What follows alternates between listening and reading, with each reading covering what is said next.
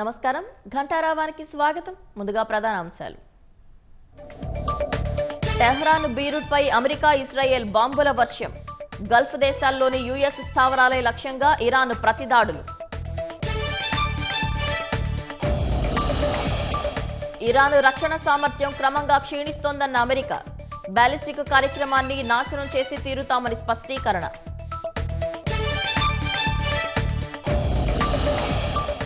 Stock మార్కెట్లపై తీవ్ర ప్రభావం చూపుతోన్న యుద్ధం.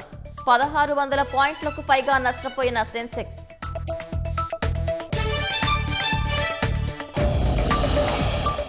అలిపిరి తనిఖీ కేంద్రం సమీపంలో చిరుత దాడిలో జింక మృతి. భక్తులను అప్రమత్తం చేసిన టీటీడీ విజిలెన్స్ సిబ్బంది.